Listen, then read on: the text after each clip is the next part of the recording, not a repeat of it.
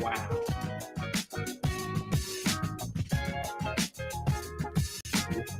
Wow.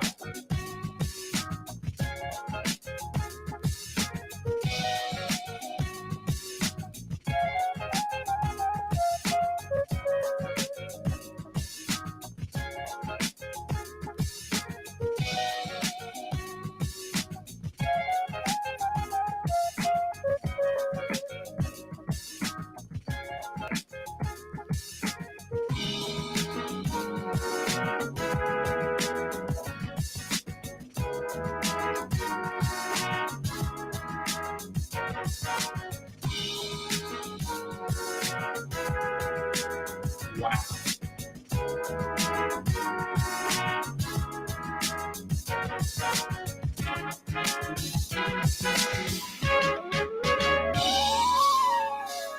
Ladies and gentlemen, members and friends, it's of course our virtual tasting. It's Winter Wonders. It's time for us to get warm around the fire, around some drams. I'm going to bring in our cellar master and New South Wales State Manager and Chairman in charge. It's, of course, Andrew Durbridge joining us as well. Oh, how do you say? Good to see you, guys. Your background suddenly turned very Scottish. That was good. Very good. Yes, well played. Yeah, absolutely. Yeah. Timing. Party time says Mark Garraway. Hi all from Dov Burns. Evening from Darren. It's been a while, mate. Hope you're well. Great to see so many familiar faces and names popping up in the chat, of course. Now I'm going to arrange this so it makes sense. There we go. That makes a bit more sense. Now we can see the full scope of it all. And yeah, look at that. Yeah. Whereabouts are we? Favorite place in Scotland for anyone who's interested. Well, Inverary. Inverary. Okay, thank you. It's good. You'll drive through there on your way to Isla, so it's compulsory pit stop. I had a bit of Scotland here in Australia today. I caught up with Gordon Dundas today, which was fantastic in person. Which was, and I believe you went to his tasting the other night as well at tasting a bit of Tamdhu. Yeah. Had a good catch up with him, and of course, members might remember we hosted with Gordon a tasting for Bamor back when he was a brand ambassador for a different company. So good to have him back on our shores. Albeit wearing a different hat on this occasion. Yeah, indeed. Darren Howie says, what do you mean cold? It was 26 here today. Look, it's never really going to be cold in FNQ. Let's be honest. If you're that far north Queensland, it's the cold is 25 for you guys. That's cold. Rather than a sweltering 36 to 48 degree days. I keep missing you at WNA. Matt, you're too busy. Yes, that's probably true. Looking good, gents. And hello, everyone. Look, this is great. It's so good to see so many comments coming in. It is about Winter Wonders, and it's just a traditional tasting. It's just a tasting with Andrew and I, tasting through some whiskies, having a chat about them, learning a bit about each one. And we've got just a very small number of each available as well tonight on the website. So, of course, some of these will only be available on the site tonight before they go on full release. So, your opportunity to jump on them. Now, I'm just going to start unwrapping these now because otherwise I don't know which order. I was about to say, is that I can hear the rustle in the background, and you've been as busy as I have in the lead up to this. I was unraveling mine like 30 seconds before you went live. So yeah, I hadn't unraveled them yet. I've got the menu and glasses and everything sorted and the water jug and everything. I was like, where's the actual whiskeys? That's the part I need the most here. I'm going to bring us down to small just for a second here so we can see what's on the screen. Just before we formally kick off, this is, of course, Winter Wonders. It's from our our July outturn. Okay, I'm getting a month ahead of myself. It's from our July outturn, Ride the Flavor Wave. And it's, like I say, a traditional way for us to warm up and have a few drams and just have a bit of a chat. And you can join along with us live right now, of course, unless you want to watch this back later. It'll be available on YouTube and Facebook and Twitch straight after we've finished live. There are some amazing society experiences coming up, which is advertised in July outturn. Of course, we've got Evenings with John McShane, which I think have just about all sold out. And that Melbourne event's sold out. Hobart's already been. Canberra's coming up. I think there's only 2 tickets left for Canberra. There's been an overwhelming demand for that dinner, which is so exciting to see. Adelaide is very obviously sold out, and Wollongong's coming up. I think there's a few tickets left for that on the 22nd, which is, what are we on today? It's like the 19th. So, yeah, that's this week. There we go.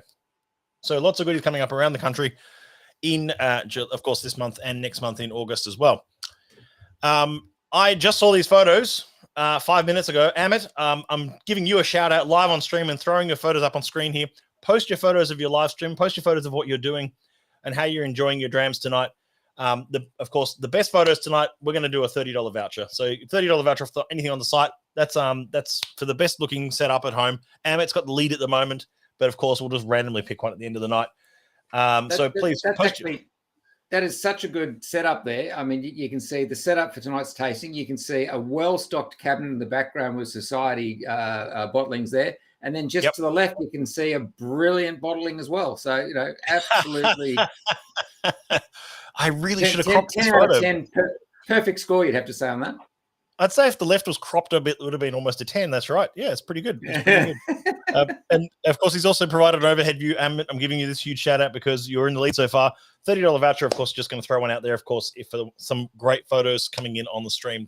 So please post them up. That leads us into... There's a comment on Facebook here, Matt. It must be for you. It says, well, hello, handsome. I don't know who that is. I think it must be for. It could be Andrew. It could be you, mate. You're the one who's you got the hat and the background and everything. You're all sorted tonight. I was at an event 2 days ago and was told very specifically I had a great face for radio. Oh dear. Well, looking forward to the tasting after a great jamming trip. Yes, indeed. And it's not cold; it's whiskey drinking weather. Absolutely. We do have long pants on. Yeah, there you go. I told you it's cold in Far North Queensland. Exactly. Cheers, guys. Yes, Amit, that was a shout out just for you. So I reckon after that, though, everyone's probably keen to press on. What do you reckon we go with whiskey number 1 in our list here?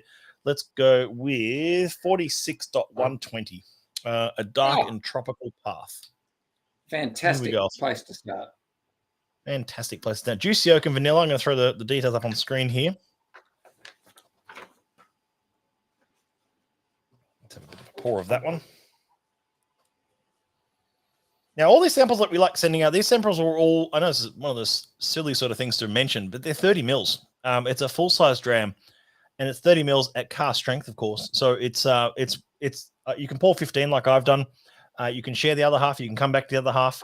I think they're really good value little samples still. We're still enjoying doing them. And obviously, you as members want to join along with these. And we still love hosting these virtuals, especially because we see members. And I'm gonna call you out here, Darren, who live in areas that we don't typically get a lot of events in, especially if you live rurally or very far north, very far south. But we don't do too many events in Launceston. And I know we have some Lonnie members and Darwin members who want to join in on these things. So it's always welcome to everyone. But yeah, there you go. It's for you both. Love, Alex D. Oh, Alex. Thank you for tuning in. Thank you for saying hello. Good to see you. Been too long.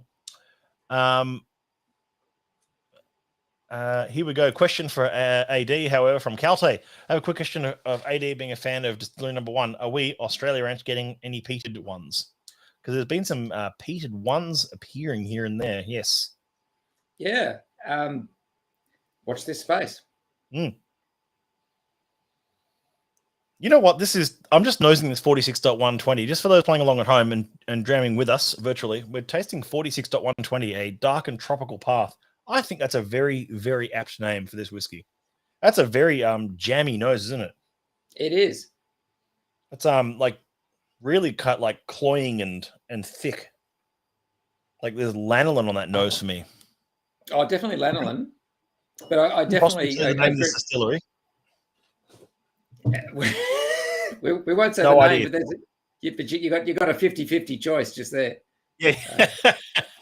Couldn't possibly tell you the name of this distillery. It's one of those two. Oh, the name of this, it's up in the top right-hand corner there. It's Diageo. Yeah, I get it. Right. Yeah. Global Supply. Oh, that's the nickname for the distillery. Yeah. What's interesting is this distillery is not widely known through a commercial expression or official bottling. When it did appear, it was always renowned for being quite fruity. And there was a bit along with Glen Elgin, which is not too far from here actually as well. Glenelgan and this distillery were just renowned for being really, really fruity, and but you wouldn't get to experience that too often. This one here, I'm just getting that tropical fruit, but I love that they've added the word dark to the title there, because as you say, there's some of those darker notes in as well. The lanolin is an expression of that. Tropical, forest floors and forest notes. You would, if you judge this purely on color, you would assume there's like, you're like, oh, why is the word dark in the title on this? But it's totally on the flavor. Yeah, it's one of those whiskeys that sort of like, it's hard to wrap your head around this in some ways, because it's so like it's like sheep's wool fruit and stuff going on here. Yeah. Definitely a workhorse distillery, though. Definitely one of Diageo's workhorse distilleries. Probably most of it goes into your Johnny Walkers and whatnot. But that's very cool. Well, it's a great distillery. The original kiln is the first building you see when you get to the site, and that's the really old the Doig Pagoda and all the rest of it. And that's about the last bit of the original building that's left. And then they've the production area and the still house is to the side of that, and then. We'll say this one out loud, but the next distillery next door, Maddockmore, was then tacked on the side in, I should have done my homework. I think it was the 70s from memory. May even have been the late 60s. No, it was the 70s. And the two sit, well, like you can, if you cross a little, like a roadway on the site there, and the two distilleries sit 5 meters apart from one another. Yeah. Yeah, very cool. Yeah, they share the same site, essentially. I mean, even that sign sort of gives that away. Yeah, well, so side by side, and actually also there's from memory a dark grains processing plant there as well. Like when I was walking around, there is a dark grains processing plant. I was wondering if that was alluding to the name in this whiskey as well. Like there's a dark and tropical path. There's often some clues in the names as to which distillery it is, and I like that as well. That's kind of fun. Yeah, right. Maybe not. Some of the questions coming in. Dov prefers the 6.50. They are in the same flavor profile, Dov. So, but the 6.50 I think is all but sold out, or no, it has sold out. Yeah, but that's gone. Yeah, great way to this is a great way to connect you to other members, because we love seeing the comments coming in, and we love seeing the questions coming in. Even just the chit chat in the thread is always good. Amit says this 46 is an oily, buttery feel, which has been in trend with some of the more recent bottlings like the 4 and 30.120. Maybe it's just, I mean, I wouldn't say it's a trend. It's just that it's a case of different flavor profiles, different flavors that you're getting out of some whiskeys and whatnot. But yeah, I'd say it's a very desirable trend if it is one. That sort of rich, unctuous sort of mouthfeel. It's a very textural whiskey. This one, very textural. I think that's an overlooked character in any whiskey or dram you're enjoying is its tactile experience. How we talk about mouthfeel, but just is it viscous? Is it oily? Does it make your mouth water? Do you feel like you want to chew it before you swallow? All these wonderful things that are about as I say, the tactile thing. You said you used the word texture or textural.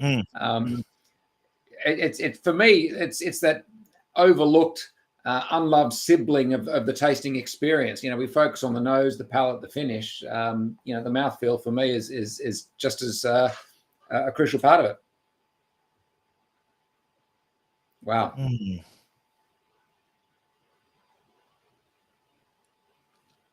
I poured myself a relatively small sample of this one, and the idea was to let it sit for a while and keep coming back and add water. I don't think it's going to last that long, to be honest. This is this is pretty tasty.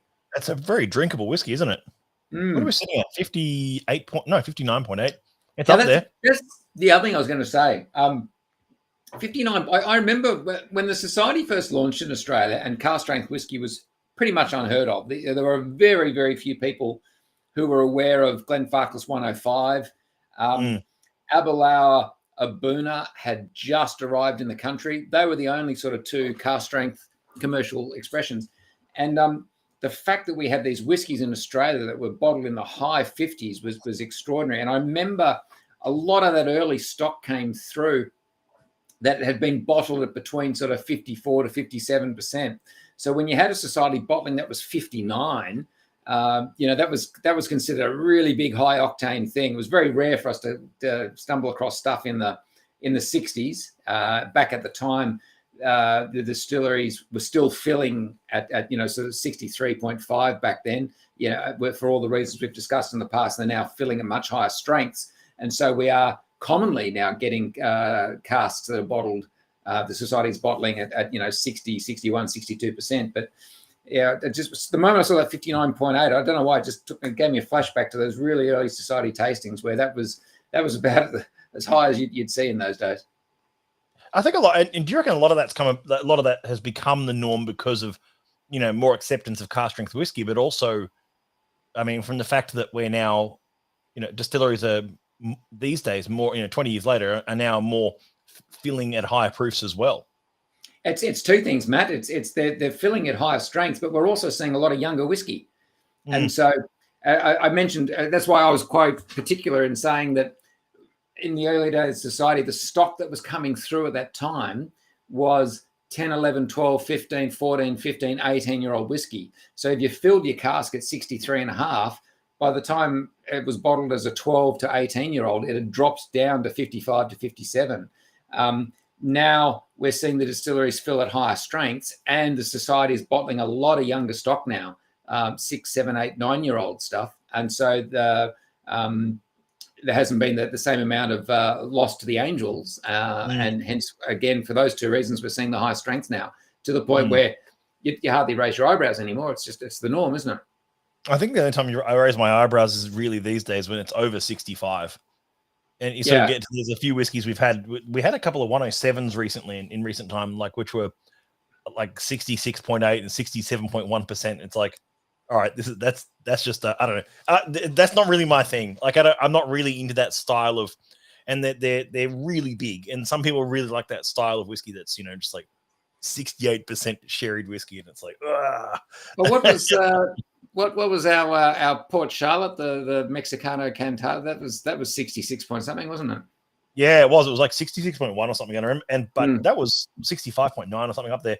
And it was like, but that was really drinkable though at that proof. I mean, that might make an exception sometimes for things like that. Evidence again says, Darren Howie, evidence again of society unknown codes being cheaper bottles, hiding great flavors and awesome value. Hashtag code hunters. Yeah, don't be a code hunter. Be a flavor hunter. And evening from Proculio, also a great question from someone here who's written, are any of these being released in future outturns? Yes and yes. But even better, there's a small handful of them being released tonight, along with this virtual tasting. So all you got to do is jump on the shop page. A very small number being released. So it's a good chance for you to, I guess, jump the queue, beat the outturn if you like. So we're that's that. I might start pouring my next sample. Well, while you're pouring your next sample, having just had my last sip of this some time ago now, and I'm reflecting on the finish and the footprint that it's left behind. I don't know if you're a kid, you used to go to the tuck shop at school, whatever, and you get your bag of mixed lollies. And there'd be like the red frogs and the green snakes and all the rest of it. In the brown paper bag? Sorry? In like a brown paper recycled bag. Yeah, exactly. Yeah. And that brown paper bag was part of the aroma of that. Oh, absolutely. Yeah. But and you get those, the confectionery jubes, the jelly sort of lollies, the snakes and as I say, red frogs, green frogs, and the sensation I have on my palate at the moment, having now finished my last sip of this a minute or two ago, is just feeling like I've been chewing on some really delicious confectionery lollies of that sort of nature. It's I'm getting getting flashbacks here to my childhood years hanging out at the tuck shop. All right. Again, great comments coming through. One was 68.2. That's true, Dov. In fact, and some of our rums have soared well past those numbers as well. And someone else saying here that the 30s and 63 seem to be much higher proofs. I mean, Distillery 30 does feel at quite a high proof. I know that one for a fact. But 63, I couldn't tell you off the top of my head what their filling strength is, but I do know it's the next whiskey in lineup, and it is lower in proof. It's 53.8. So we've come back down a bit, but it's also a bit older. I think when you think about where 63 goes and what it's used for, I can't imagine why they would have a reason to fill at a higher strength, unless the accountants just got to them and said we need to use less casks. Or stop maturing water. Yeah, well, sorry. Yeah. Same outcome, different approach at the front door, but yeah, you're right. Yeah. Depends who your accountant is. Yeah. Yeah, cool. I love this distillery. It's I was literally about to say I've got a soft spot for this distillery. Yeah. Yeah, it's tucked away in Speyside. You've got it's by no means near the main road. You got to hunt to find it. It's of the 13 distilleries that are part owned of the Shivers Group, which is ultimately falls under Pernod Ricard. This distillery is. I'll back up one step. All the Shivers distilleries are incredibly automated. When you read the stories about how distilleries are run, and they talk about the skill of the stillman and choosing when to make the cut, a lot of that romance is gone in the Pernod Ricard distilleries. It's all very highly automated, all done by computers. It's all done by flow meters and the like, all very much to a formula. And this is the last distillery in that portfolio where they still have everything there on manual, and all the production staff actually go to this distillery to learn their craft, basically the old-fashioned way. So that if the computer breaks down, if the flow meter is faulty, they have to resort to manual. This is where they go in that group to learn their trade. Almost like a training ground. Yeah, pretty much. And it's for a good chunk of it still has that Victorian charm about it. They've cut open some impressive openable windows on one elevation, but the rest of the building looks very much like how it used to. Again, the photo on the left wouldn't be able to tell you what distillery it is. That sign will not give too much away, thankfully. It's an old photo, but it says Allied on it. Yeah, that is an old photo, and then of course the nice aerial view of. Yeah. So what you can't, but you enter the distillery from the far side of that photo. You can just see the road coming in, and then the production. I want to point like I'm on a Teams meeting at work, but you can't see my mouse. But anyway, it's the still house is the white building in front of the big stack there. You could point a laser pointer at your own screen and it'd still be just as ineffective. Yeah, that's right. Yeah. This is there's often there's a note of some of the 63s we get as a tasting note to get in some of them. It's the vineyard word I think is really appropriate. It's almost like a stalky, like fruit stalk, like apple stalk, sort of not so much flinty, but like stalky kind of like note to it. And even with a few years under the belt on this one, it still has that for me. It's still got that, like it's sort of like brioche bread and flinty kind of fruits, which I love in a whiskey. I've got that sort of it's a complexity rather than just straight up saying, oh, it's like guava or rock melon. It's like no, it's actually there's some real sort of like earthiness to it. It's almost an earthy stalkiness to that fruit.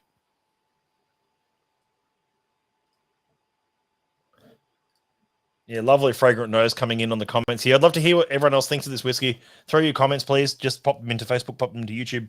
Love to hear what you all think of it. I think it's interesting coming off the back of its predecessor. It's obviously got a few more years under its belt. And it's got that what's the word I'm after here? I almost want to use the word austerity, which is it's got an austere thing to it, which always sounds like an insult, but it just seems to be it's more. I've started a sentence I can't finish now. This is tremendous viewing. Everyone must be enjoying the commentary here. I'm really sorry, folks. I'm struggling now for the word I want to find, but. No, it's also if I could just remark on something to do with this outside the flavor, which I really enjoy here. Like I know what you mean by austere. That's got that. It definitely has a bit of old whiskey going on. Like it is a 19-year-old first fill. It's had a lot of time to absorb that wood and take on a bit of maturity. It's almost like a Blanc de Blanc sort of champagne-y kind of note to it as well for me. Which it still means it's got a bit of that youthfulness to it on the edge. But outside of the tasting notes, for me, I've got to say, $2.20 for a 19-year-old whiskey is absurdly good value in this day and age. I mean, it could be $4.20, it could be $4.50, and it's like, yep, that's what the going rate is for a 19-year-old cask strength whiskey these days. But I think I've finally found the words I was reaching for before, and it's just the fact that it's aged, and I think it's still waking up. We've just poured it, and I think this is one of those whiskies that just needs a bit of time and swirling in the glass to come together. The first one was young, it was youthful, it was vibrant, everything was there straight away. As we know, it's it's written in all the textbooks. Older whiskeys sometimes take a bit of time to wake up and come to life once you pour them. And for me, maybe the phrase I was looking for earlier was just closed. It was closed initially, but it's opening up, and you couldn't see in the camera here, but it just down off screen, I was just using my hand to warm it, and with a bit of time and oxidation and hand warming and swirling this around, it's really starting to now open up. Bit of peach in there as well. Yeah, definitely peach.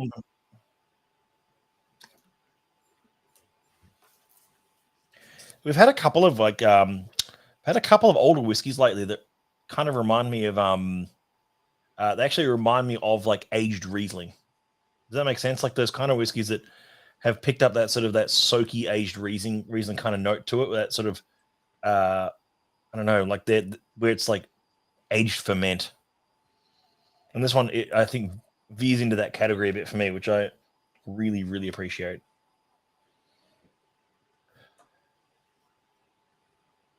A little bit lilac-y. Yeah. A little bit milk chocolate as well. That's lovely. But I know what you mean by it needs a bit of time to open up. I'm doing I'm doing a Durbage. I'm doing the hand warm. I'm going to see how far I get with that. These glasses work well for that, actually. There you go. Another reason to have a good society glass. I'm going to go one step further and actually add a wee drop of water using the society carafe here. I was also about to say, out of these fantastic glasses that I highly recommend, that I realized that we're completely sold out of at the moment. So disregard that, because you can't. We do have a huge shipment coming in, by the way. I've placed an order recently, so there's more on the water to replace that. More glass of course. In. It's a long trip on the water these days with bloody shipping times, but anyway. That's always. Oh wow! Hey, folks, you got to do that. Okay, I'm adding a little water. All right. Add some water and see what that does to the nose. My goodness. And your Blanc de Blanc champagne note starts to sing now. Ooh, that's an incredible champagne note. Yeah, that's the note I was thinking of, that sort of champagne-y kind of note, which is but hasn't the water just brought that out? Yeah, that's worked really well. I was quite generous with the water as well, and I think it's worked. And there's some kaffir lime on that. Bay leaves. What's that thing? I mean, we've often said that, that thing, kaffir lime. Yes. Sorry, it just hit me. That thing, like we often say, like, whiskeys that are in there, sort of, we're just talking about proofs before, like, mid 60s and stuff, really appreciate a few drops of water, and maybe whiskeys that are in their mid 50s, like 53 or 49 to 53% ABV, don't add so much water because they're already fairly low proof. What you've just done really just throws that whole theory out the window in some ways, doesn't it? It's like we just were saying before, we've had whiskeys that are 66.1%, but drink so well integrated, and we've had whiskeys that are 48% and like, oh, that needs a lot of water. There's so many factors and organoleptically factors that play into that of how our palates react to spirit. Yeah. Oh, look, I think there's more going on in the spirit than just the ethanol. I think if you just focus on the ABV and not about the volatiles and influence of the wood and how clean the middle cut was in the first place, you can have something that's only 50%, but if the cut that it was taken from, had too much at the front end and delve too deep into the tails at the end, you're going to get some very rough spirit, no matter how low or high the ABV. Wow. That's lovely. That's a lovely whiskey. Peach cobbler. Peach cobbler. Peach cobbler, yeah. Peach cobbler. Very good call. Wow. Yeah, I like that. I like the first two a lot, actually. These first have been really good. They've been very different, but really enlightening. And they're both the kind of whiskeys I'd very much enjoy, I think. Yeah. Well, whatever your menus say, there are many left. It's like 30 and 42. There's now 29 and 41. I don't think I'm going to help myself. I'll have to get one of each of those. That's good. Better not speak too soon, though. We've got 3 more to go. Send myself broken in a 2-hour session. It's going to be great. I think I'm also running out of glassware. No, that's right. Cool. I remember my attending the very early society tastings and coming back home from them, and the first thing that my wife would look very closely at me and say, there's a budget per tasting, and you'd want to buy all 5, and of course it just wasn't possible. So attending a tasting back then could be a very expensive undertaking, and I'm not just referring to the whiskies you bought that night. Yeah, true. You did just remind me, the very first society tasting I ever went to was you hosting it, and I was super relieved that the whiskey that I liked the most that night was also the least expensive. And I thought to myself, I've lucked out this time, because so that was good. I think I've asked you this before. Do you even remember your first society bottle you ever picked up? Well, I do, for 2 reasons. Number one, it's still just sitting over there, unopened. And B, that was back in the days when you joined as a member, you were given a membership bottle. So yours is a Linkwood. Correct. That is right. So for those wondering there, the society had a wonderful relationship with the Linkwood distillery at the time, and would just get mass casks that they would bottle, and that became the membership bottle. So pretty much every branch around the world at the time, when you signed up and became a member, you were given a society bottle of 39 dot whatever. So that was my first one, and I can't tell you what it's like, because I've never opened it. It has such sentimental value to me that it's still on the shelf with a cork in it, and I haven't opened it. So that was my first one. The first one I actually bought after a tasting would have been a Bamor. It was 3 dot, an embarrassingly low number. Don't reveal the number, because then it reveals your age. You know that trick. Yeah, right. Mine was 125. My first ever society bottle was 125. Yeah. Which was at one of your tastings. It was 125.41 or something like that. So it was a while ago, and I also still have it. So there you go. Yeah. And it was a young'un. It was like a 6 or 7 year old French oak. Yeah. Lovely. It was lovely stuff though. Sorry, did you say the name? But it was a Coke. Was that the Coke Float one? Coke Float, chocolate Coke Float. Yeah. Boy, there you go. That was a whiskey. That was a whiskey. That was unbelievable. And thankfully, I think it was the least expensive of your lineup that night. Yeah. And there was something else in that lineup. And I suspect it was the best on the night too. I remember that. Look, there you go. I still remember the name. It was so good. Yeah. There was another one you hosted that night, which was like some 22 or 23-year-old space hider, and I can't remember what the code was. It may have been like a 36 or something, or 37 even. Like I remember I was like, oh, that's awesome. And then I remember looking at the outturn and going, no, I can't justify that this time. You know that for your first bottle, you're like, I can't let my first bottle be a 23-year-old whiskey, because they'll definitely never open it. It's like, Anyway, I digress. I reckon we move on to number 3.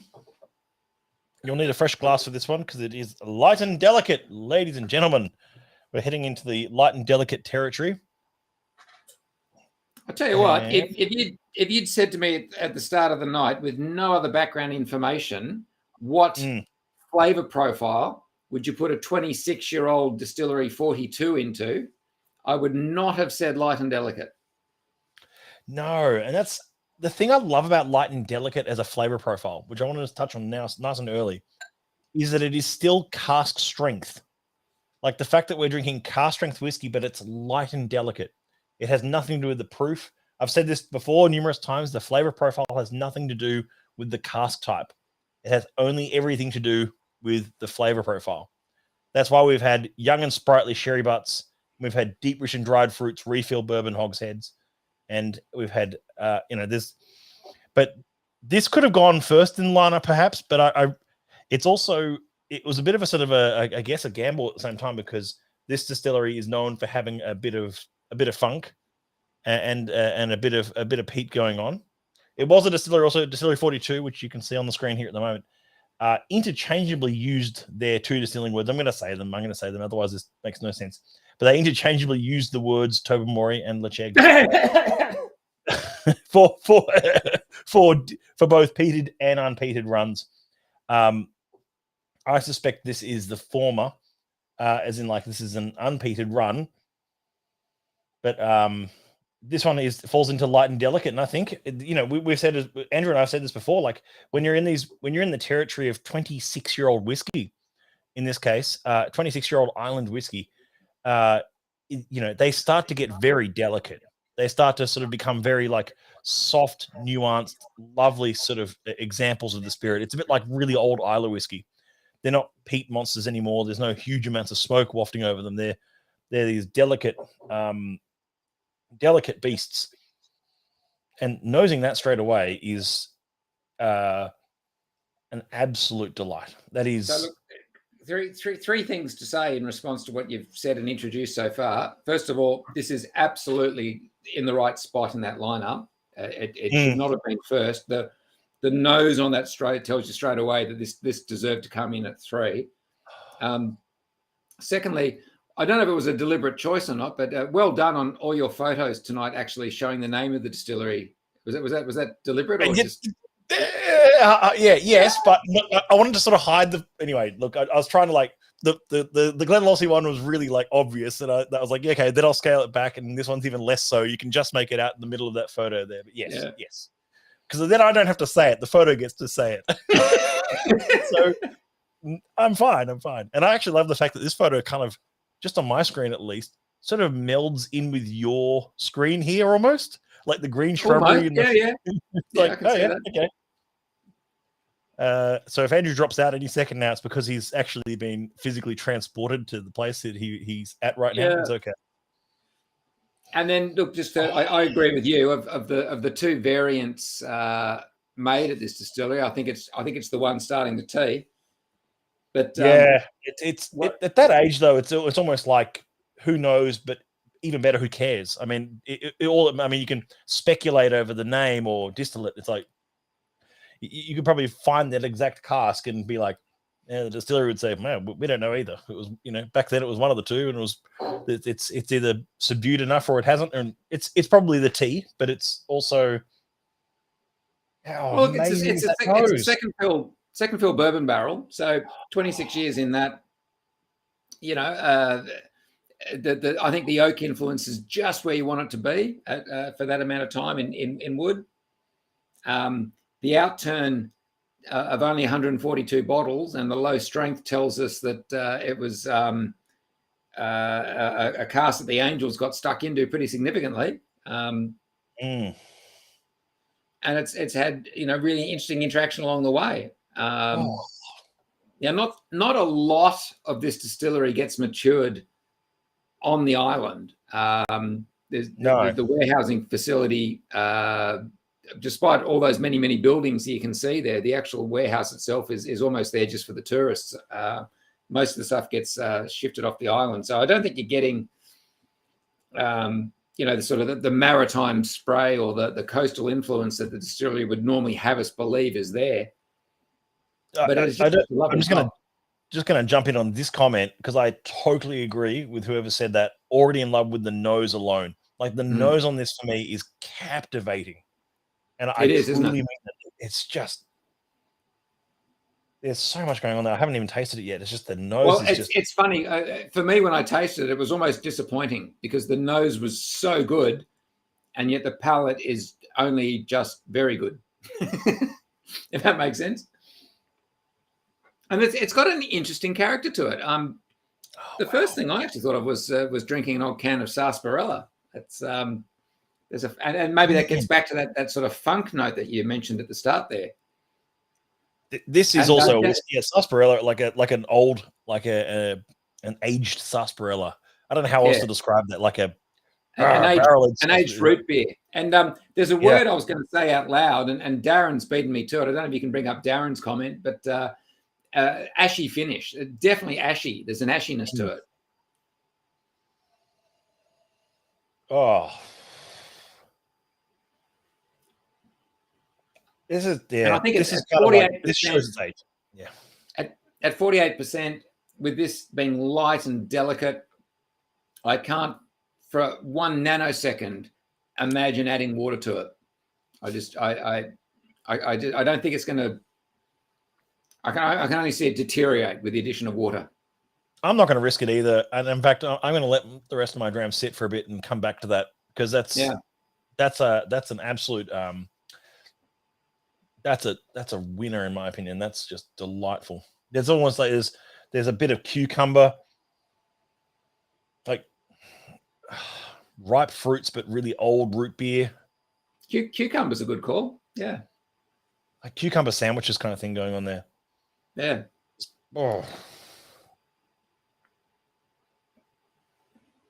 Ever so slightly, just right on the end, like right on the finish and mid palate, just a bit of that, like bushy herbal kind of note, just showing through just a tiny bit that lets you know it's not just a 26-year-old space cider, for instance. Like it's not quite there on the nose, but on the palate and finish for me, it's that bushy coastal note. It's zippy. There's a zippiness to it that I quite like. It's fresh. Zippy. Fresh. Yeah. Fresh and ashy.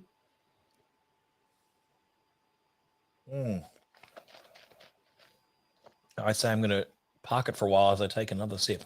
Sure. Have you ever had thistle soup? Anything cooked with thistles? Thistle soup? I don't think so. Our friend Franz Schurer did that once for a dinner. I'm getting that. I imagine walking through a field of thistles now. This is really taking me places. And I don't say that to sound like a tosser. That to me is a sign of a great whiskey, one that just transports you to some experience you've had. And there's no point writing that as a tasting note. No one else is going to read that and go, "Oh yeah, thistles." I get that. I mean, that's a bit strange, but that's the beauty of a great whiskey that reminds you of an experience you've had or something that you've tasted. And that's a pretty obscure one, actually, to think about walking through thistles and thistle soup. But man, it's good stuff. Oh, it has no right to be that good. It's my favorite so far. No, right. That's a harsh thing to say. Oh, I just didn't expect I'd like it this much. That's all. Because we recently had a 42. I think it was 6.2 or something. I can't remember the code on it. It was also a 26-year-old in the Orleans coastal profile called Subtle Complexity, and that was delightful. But I think this actually beats it out. It's a bit more. This one, as you say, it's brighter, it's zippier, and I really appreciate that in a way. It's not hiding behind any sort of like funky sort of like notes. It's quite, it's delightful. Yeah. Well, I'm with you. I'm going to let that sit for a little bit and maybe come back to it a bit later. Yeah, absolutely. Well, that one is also one of a small handful we're throwing up on the page on the shop tonight. If anyone wants to grab one of those, and along with anything from the 46.120, 63.79, and now a bit of 42.64. Oh, I was going to say something earlier. I mentioned I'd say 3 things about this. I only said 2. The third one was you talk about the flavor profiles. Light and delicate, ironically, I think is actually the flavor profile we see the least of. I was doing an assessment the other day for one of our next shipments and our orders coming in, and just I couldn't help but notice we don't get a lot of it. When you see our stock list, and you know as well as I do with what's sitting in the warehouse at the moment. Yeah, not many of them, and you certainly wouldn't have thought that a 26-year-old would would have fallen into that camp. But there you go. No, yeah, it's true though. We don't see too many, but it's. I think some people are a bit sort of like they maybe write it off a bit or discount it as like maybe something they're not going to enjoy because it's light and delicate and you want a full flavored experience. But it's not that at all. It's light and delicate in nature and in profile, not so much in spirit. And that's a very full-bodied spirit, but it's light and delicate. I like that. It's kind of fun. Yeah. So the point is, don't just hunt out your deep, rich, and dried fruits and peated whiskies, because then you'll miss out on things like this, which I think are ridiculously good fun. Indeed. I'm going to move on to 36.178 grape stomping. Yeah, we better. Otherwise, I'm literally just going to smell that 42 all night. Sorry, let's keep going. Speaking of deep, rich, and dried fruits. Yes. Okay. So this is a finish, or if you want to use the fancy marketing term, extra matured. 9 years in an ex-bourbon hogshead, and then transferred to a first fill Oloroso hogshead for 2 years, at least 2 years.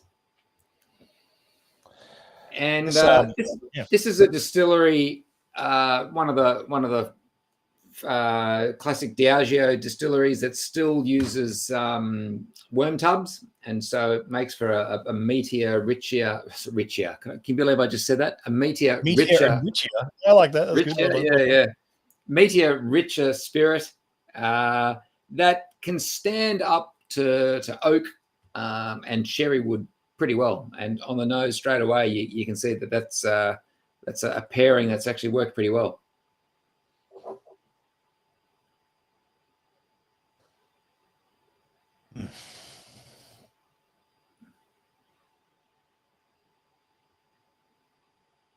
What I like about this is, people's eyes will be drawn to those magic words, first fill Oloroso. That you read that and you instantly leap to conclusions. You form your own impression about what it's going to be. And it's important to realize it's just a finish that's had 2 years in that oak after 9 years in something else. And what I love about it is that first fill Oloroso has not dominated or become the main story here. It's added a shade and nuance. It's taken what otherwise may have been just an okay whiskey to something that's a bit more interesting and complex, without becoming the headline. I really like where this has gone. Darren's written that, well, those 2 empty glasses on first two smell amazing. Yeah, if you got your empties of your first 2 glasses, go back around and smell them, because they would have changed already. And he's also said a great tasting. We are now inventing new words. Yes, we are. That's great advice. I've just gone and smelt my 2 empties from the earlier before, and yes, actually, particularly the 46. The 46 is extraordinary to nose now. As Andrew said, this has had an extra maturation in a first fill Oloroso hogshead. I just want to let members know about something here. And I've talked about this a couple of times before, but just to really broaden it out a bit, we've done a lot of work over the last. The society's done a lot of work, I should say, over the last, especially 2 to 3 years. Of is that mine or yours? No, that was me. I'm sorry. Oh, good. No, you're good.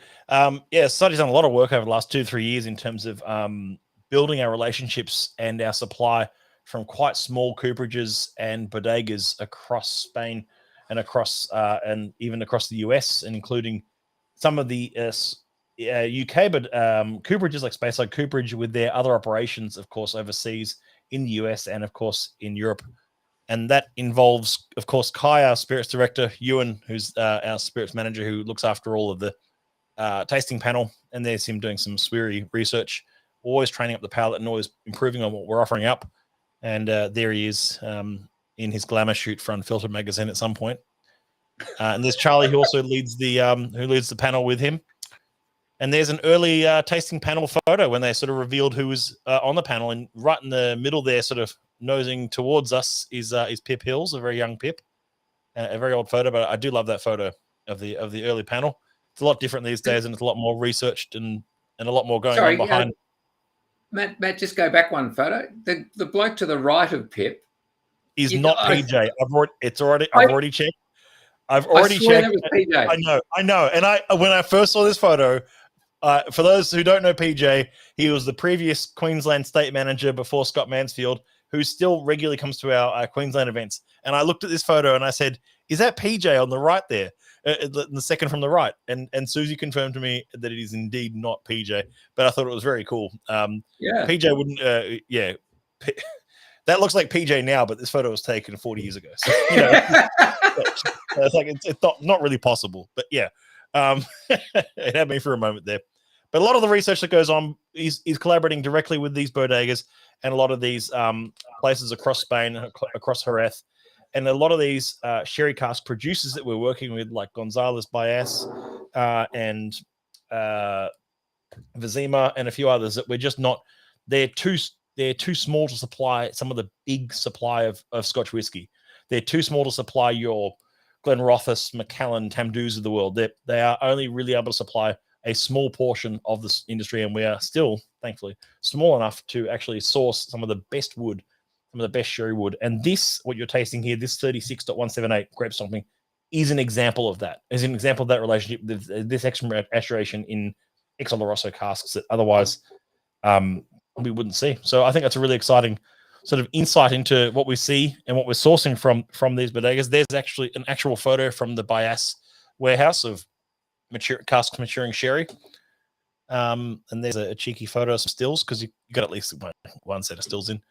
But we're on the, like I say, grape stomping. There we go. Just a bit of nerdy insider stuff about where some of these casks are coming from, and how, and as Andrew said, and very rightly so, this is not a whiskey where the sherry influence has dominated the spirit. It's like it's worked in tandem with it really nicely.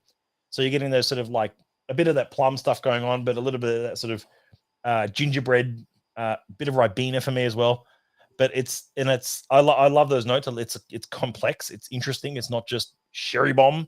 And I almost actively avoid whiskeys these days that are just like sherry bomb, because it's like, well, I'm not enjoying the whiskey anymore. I may as well just drink a sherry. And there's some great sherries out there, by the way. And I implore you all to try some sherries. If you're not a sherry drinker, sherry is not expensive. It's a good way for you to explore. Well, some sherries aren't expensive. If you're heading into sort of the obscure world of odd phenos and aged this and that, then yes, it does start getting into a rather troublesomely expensive hobby, especially if your main hobby is already whiskey. Then sucks to be you. But that's what I'm saying. There's opportunities here for you to try sherries and go, okay, that's what sherry does, and that's what sherry tastes like. But I think those relationships are great. It gives us an opportunity to work with really niche suppliers of great wood. Yeah. No, well said. Absolutely. Just getting back to that sherry influence, something that's always amused me is the fact that you can imagine as a distiller, I'll start the sentence again. Imagine having a whiskey that it's like this one here. It spent 9 years in a bourbon cask and then transferred to a sherry cask for a small period. How would that compare if we were to take casks that had been ex-bourbon casks and then sherry casks and then bat them together in such a way as the master blenders do? So if you think about, for example, Balvenie Doublewood, was always, sorry, that may have not been a good example, but when you think about some of the other commercial barrel expressions, they are a batting of bourbon and sherry casks put together to get a flavor profile. And the ratio might be 80% bourbon to 20% sherry, for example, to get the final result. And that's two, obviously, spirits from two different maturation regimens being combined together. And I've often thought, how would that compare what's the difference in outcome if you were simply to mature it in one type and then transfer it to the other? We'll never know, but it's just something I think it's an interesting point of conversation. We have seen a couple of whiskies at the Society. We've seen a few casks come through that have been full maturation sherry and then an extra 2 years or 3 years in ex-bourbon wood. It's been very uncommon, but we've seen one or two here or there. Yeah. I always find that interesting as well. That's like a reverse finish almost. Yeah. For the builders, architects, and engineers amongst us, it's the whiskey equivalent of reverse brick veneer. And for the 0 to 0 people that understood that reference, I applaud you. We almost made it to one person who understood that reference, but he's the person who said it. So like it's okay. It's okay. Hey, it's a virtual tasting, mate. I'll amuse myself.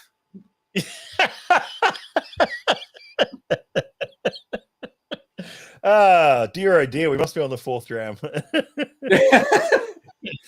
Oh, can't wait for the debrief conversation off air after this. This will be great.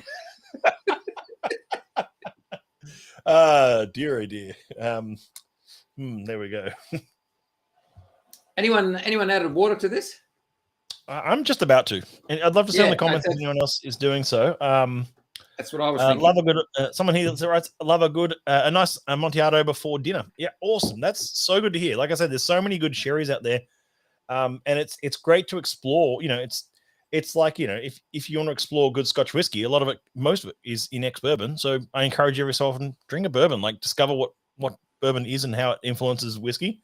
Same with sherry. Like drink a sherry every so often and go, oh, that's Admittedly, Amontillado is, and Fino, you don't, and a few other types, you don't really see much in Scotch whiskey maturation for reasons that I could go into, including usually economic reasons, but also flavor reasons. They don't usually make sense. But yeah, did I have water for that? No, not yet. I'm gonna try a bit of water. Can you? There's a great comment there by Darren. Are you able to bring that up for everyone? Yeah, let's do it. Let's throw this on. A big one from Darren here. You could make far bigger mistakes than dropping a hundy on 3 to 5 variations of sherry to see the different profiles, Fino, Oloroso, Pedro, etc. Yep. Makes for a very nice Sunday arvo with a plate of cold meat and some cheese, then hit the drams. Yeah, absolutely. Like if you've got $100 to spend on some sherries, then yes, you could easily get 3 or 4 very good bottles of sherry for that. Especially Oloroso and Pedro Jimenez ones. Fino maybe might need to stretch it out a bit further, but yeah. Isn't it funny how Fino is actually, dare I say it, the easiest of the sherries for them to produce and the fastest, and yet seems to carry a higher price tag sometimes. The answer's in the name, finest, Fino, the finest. I don't know. I mean, it's kind of, yeah, it's true though. I mean, and then there's ones like, there's sherry types like Palo Cortado, which are some of the harder cherry types to produce, but given it's an accident, Palo Cortado is an accident. Exactly, it's an accident, but it's that's very hard to produce. But yeah, no, it's interesting. I mean, it depends on your palate too. I mean, Fino, a really good traditional Fino is very, very dry, and for those of us, and I put myself in this camp, those of us with a sweet tooth, it's too dry. I've had supposedly some of the most amazing Finos in the world. I don't really care for them that much. They're just too dry for my palate. No, that's fair. That's fair.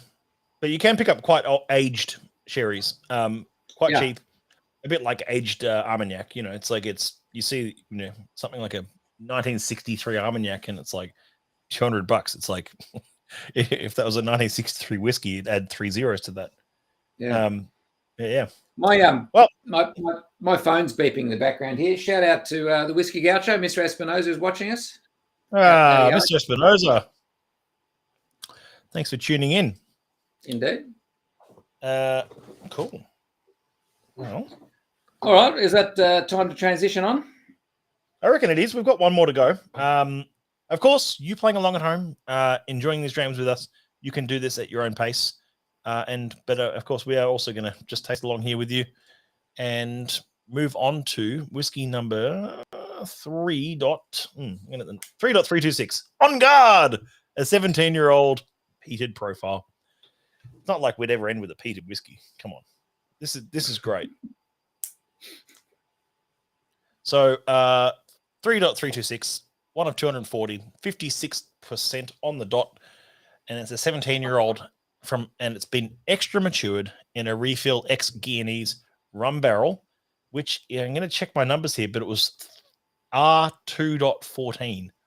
So it was an ex-society rum cask, extra matured, 17-year-old from Distillery 3. So a bit of that rum influence, perhaps, but maybe a bit like the last whiskey. The rum influence doesn't completely dominate the spirit. It is still clearly a 3. I think if you know what to look for in the character that a rum cask can impart to a whiskey, I think you would say this has got it. It's there, and as you say, it's certainly not dominating. It's added a wonderful extra dimension. In fact, it's an interesting dimension because it has steered the whiskey away from what I would call a textbook Distillery 3 profile. Yeah. Yep. It's replaced a lot of that sort of floral smoke, but with a bit of sort of spongy kind of sweetness. Yeah, and would you agree that it masks over the maritime character a little bit? It does a little bit. It's still a little bit bit of beechwood and bit of sort of like, shipping rope kind of stuff going on, but it has masked it a fair bit. Yeah, some of the real. But it's added things like barbecue meats a bit in here as well, like a little bit of barbecue meat. Yeah. Some of the things that I associate with this distillery, just that brininess, that dried seaweed washed up on the shore, smoked fish, kind of aromas. For me, they're just a little bit more muted on this, and I'm getting the almost a very soft bubblegum note from the rum coming through. Wow, okay, that's a good call, bubblegum. Yeah, very, very soft though. It's still it is. Don't misunderstand me. I'm not saying it's there in spades and killing it, but it's just that subtle note that comes through. There's still a bit of like black olive and anchovy still going on though, which is what I love in this whiskey. Now this is the only one. Sorry, yep. Now you go. I've lost my train of thought. There's a question coming in. You said from Suj. Yeah, I was just going to say about the term extra matured. Before we go into a long answer about that, I'll ask the question, Suj. Are you familiar with the term finish and finishing in whiskey? Maybe type yes or no to that, and then we could potentially launch into a long answer for you. I mean, generally speaking, if you don't mind me saying, I mean, an extra mature is an extra maturation. So if it's under 3 years, it's a finish. If it's over 3, it's an extra maturation because it's 3 years minimum for a maturation in Scotland to be called Scotch whiskey.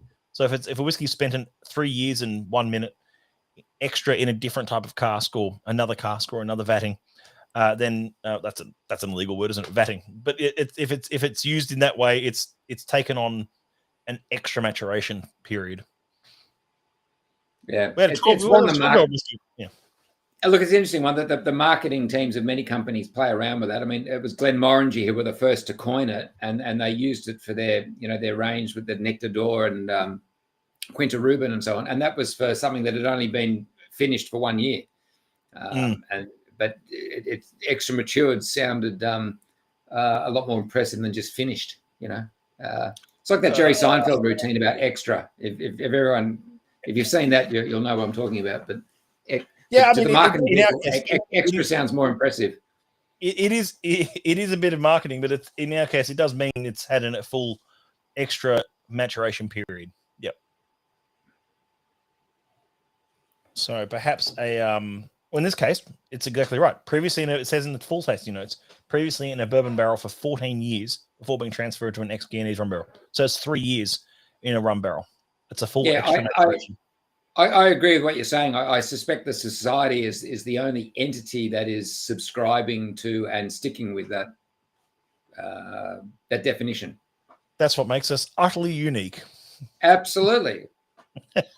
It's a good thing. It's a good thing. Yeah.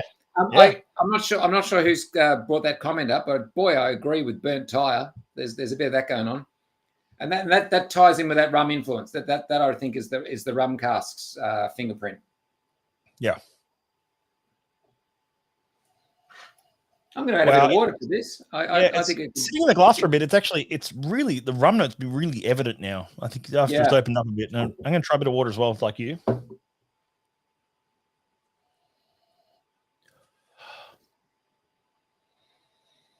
Oh, it's brought out the old can of tennis balls.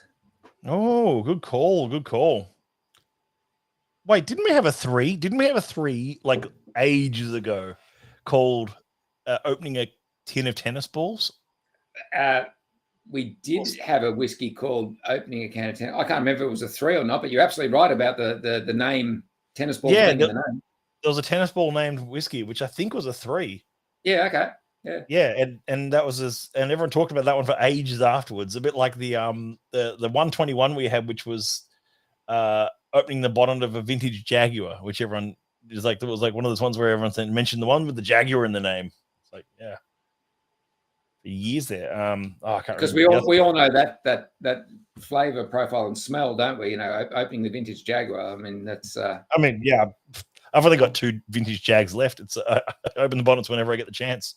Yeah, I had to give them up ages ago due to addiction. You know, it was.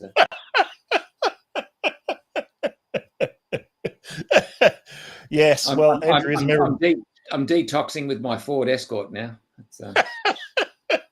Jaguar Addicts Anonymous is a tragic life. It's all right.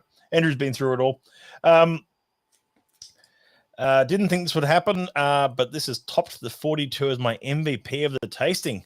Yeah, I mean, this is not a new whiskey either, Darren. This one's been out a little while. Darren, it wasn't Darren. Sorry, it just says Facebook user. Sorry.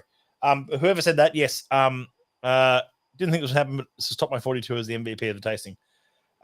It's a lovely whiskey, and it's the 36 and the 3 for me are perfect examples of what Andrew sort of kickstarted here by saying it's like they're extra maturations, which now sounds weird when I say it because of that previous conversation, but it is the extra maturations where the extra additional maturation has not tampered with or ruined the existing spirit. And we've all had those. We've all had those so many times where we've had these whiskeys that you see has had 5 years extra maturation in X Sauternes or X sherry or X rum, and it's like, great, I may as well drink a rum. And I'm super skeptical myself of rum casks and of Sauternes casks. I find it's like most of the time it's like they're overkill. They've been done to death. I mean, it's like I won't mention the distillery, but there was a whiskey, Andrew might remember this, which years ago, which was a 10-year-old whiskey that it was full maturation in first fill X Sauternes casks. And I remember tasting it, and I think I was actually at the tasting with you, Andrew, when we tasted it. And we went, well, that's just Sauternes. At this point, it's a barley-based Sauternes. Because it was ridiculous. But no, I love it when there's a complexity and there's a balance to that spirit, and that's what whiskey is. It's the spirit and the cask meeting in the middle. What I think is, and again, just me personally, I'm not suggesting this is the right or wrong thing, but for me personally, tasting this neat, it was nice. Not, I could take it or leave it. Added some water to it. Now I'm really enjoying it and I want to drink it. This is for me a whiskey that once water was added became a whole new beast and a far more appealing and attractive one. An attractive beast. Absolutely. I added a drop. I'm going to add a tiny bit more. Yeah, for me, I think that the rum influence just needed to be subdued. The water has done that. And once you've allowed that water to integrate and just bring the strength down, I'm now getting more of what I want from an Islay dram. And you know what? Do you know what? Oh, this is beautiful. Now some of the fruits of Distillery 3 are coming through. Yeah. Wow. Yeah, definitely add water, folks. Oh, I love that tasting. That's something you're not hearing me say very often. No, that's true. That's true. There's a great tasting note of with water. It said beach pebbles, mineral salts, bacon rind, pickled ginger. Yeah. I like that idea of beach pebbles. That sort of. Yeah. I keep forgetting we have official tasting notes. We should read them one day. Hey. I think ours are just as good. It's fine. It's fine. Yeah, that's a lovely way to end. Actually, I think the 42 And the 42 and the 46 tonight have been my picks of the bunch. That 46, that first one really was a curveball for me. It was really sort of like I enjoyed that way more than I thought I would.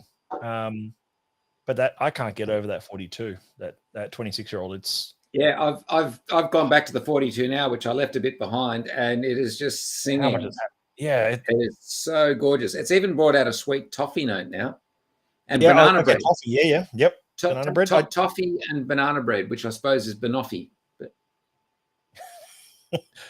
to toffee or banoffee, yeah. I there's. Are you getting like? Do you know there's that? I don't know if it's I don't know what country it comes from, Germany or something. Anyway, there's Milka. The Milka chocolate. Yeah. Switzerland, Switzerland. Sorry, I'm getting Milka on this. Yeah, 42. That's a good, great call. Yeah, 100%. And then just on the nose, just the leftover nose on that.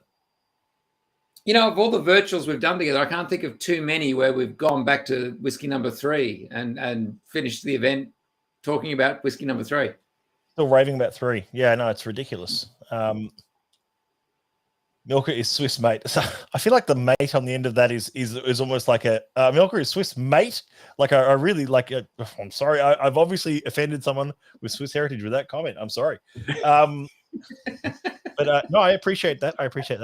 It's true though. It is Swiss. I didn't know which country it was from. It's like Ritter or there's probably someone hosting a tasting in the UK right now. Going, oh, that reminds me of Cadbury. Where's that from? It's like it's people are always going to forget. Doesn't matter. It's okay.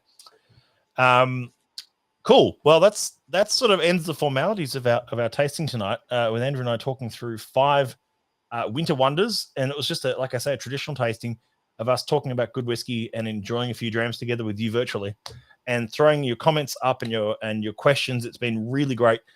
We keep following this thread. Well after the video is finished. So if you have any questions about tonight's whiskeys, throw them in the thread, tag Andrew and I, or just ask a question in the thread. And like I said, there's a few bottles thrown up tonight from this tasting on the website now. If you want to sort of, like as I said, beat the outturn queue, if you like, beat the rush on outturn day. Before we end the stream, there's a couple of things just to announce post that whiskey. Here's a clue as to what's happening for the next virtual. Here's one clue, okay? Everyone can just follow along on this for a second. Here's one clue. The second clue is that. The third clue is that. Do you see where I'm going with this? So the August virtual is the next big virtual for us. And, of course, we're, again, collaborating. There's a sneak peek of the August Outturn cover on its way. That's all revealed just for now. But the chocolate scientist returns. Of course, the Mad Hatter of chocolate, the absolute chocolate scientist himself, Krishna Rajalingam, is joining us again back at the Society for another evening of chocolate wizardry.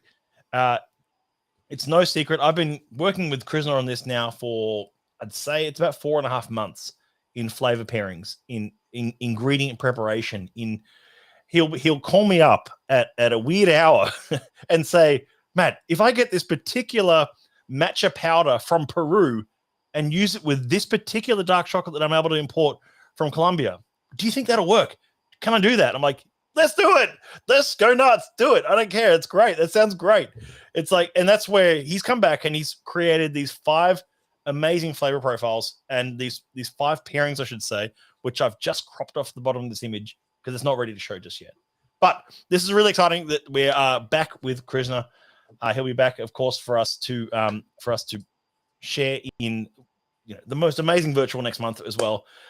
Andrew, Krishna, and I are going to talk through this lineup, and I'm so excited because we've done this for 2 years now. We've had 2 years with Krishna, and each time he's outdone himself, as we know. We've sat through this and gone, how the hell did you do that? It's kind of moment. It's up there, if not equal. So it is clearly equal with some of the stuff Franz Schurer does with food. It just blows you away how it works. Ridiculous. So, yeah, absolutely. And I don't know anyone who has that attention to sourcing ingredients and creating these expressions like he does. And so he's good. This is very exciting for us, and we're very excited to work with Krishna again this for August. So keep your eyes on August Outturn. That'll be up next, of course. And we look forward to having you along for the ride. And thank you so much for all these comments coming in. And thank you, Darren. There you go. Subtle gents. Yeah, very subtle. Very, very subtle. And yeah, like I said, this is really exciting month ahead. It's really exciting, I guess, the next 6 months with the society is really exciting. We've mapped out what we're looking at between now and the end of the year, and it's looking very exciting for us. And we look forward to having strap in. It's strap in. It's going to be a big ride home to December. And Darren says you better be making enough to cover everyone. Look, we're making a lot. But we're really excited by this, and I think it's going to be pretty popular, as it always has. It's sold out like crazy last time. So look, and he's also doing a couple of in-person appearances as well with us. But we'll catch you all soon. Thank you everyone for coming along for the ride. Thank you, Andrew, for joining me again as always. And we'll see you all. We'll see you all soon. That's it. Cheers. Cheers. Bye for now.